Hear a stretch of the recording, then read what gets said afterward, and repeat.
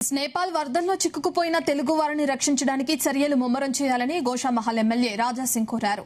ఈ మేరకు తెలుగు రాష్ట్రాల ప్రభుత్వ యంత్రాంగాలను కోరారు. తెలుగు రాష్ట్రాల నుంచి చాలా మంది భక్తులు మానస సరోవర యాత్రకు వెళ్లి నేపాల్లో చిక్కుకుపోయారని, వారిని కాపాడాలని విజ్ఞప్తి చేశారు. ఆయన తెలుస్తుంది కానీ తిబ్బత్ బార్డర్ పైన గ్లేషియర్ వల్ల ఒక పెద్ద ఐస్ తుకడ పడిపోయింది. దాని వల్లనే ఈ ఒక వరద రూపంగా చాలా భయంకరమైన వాటర్ వచ్చిందని ఆ విధంగా మీడియా పరంగా మనకు తెలుస్తుంది.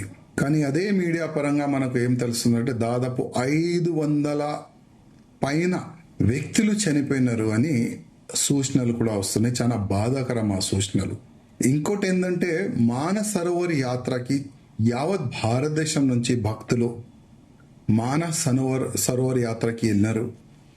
మన తెలంగాణ నుంచి కూడా దాదాపు 22 పైన భక్తులు మానస సరోవర్ యాత్రకి వెళ్ళినారని సూచనలు వస్తున్నాయి. మా తెలంగాణ ప్రతి ఒక్క ఫ్యామిలీ మెంబర్స్ మా ఇంటికి రావాలి, మా ఎమ్మడు ఉండాలని వాళ్ళు చాలా బాధతోని ఉన్నారని నేను అనుకుంటున్నాను. అందుకోసం మన ఆంధ్ర ముఖ్యమంత్రి గారు కానీ మన తెలంగాణ ముఖ్యమంత్రి గారు కానీ, ఎందుకంటే ఆంధ్ర నుంచి కూడా మానస సరోవర్ యాత్రకి వెళ్ళినారని సూచనలు వస్తున్నాయి.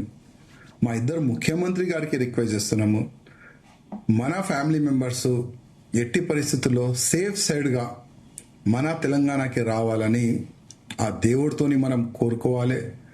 మీరు కూడా మానిటర్ చేసి వాళ్ళకి రిటర్న్ సేఫ్ సైడ్గా వచ్చేలాగా వ్యవస్థలు చేయాలని మా ఇద్దరు ముఖ్యమంత్రి గారికి నేను కోరుతున్నాను.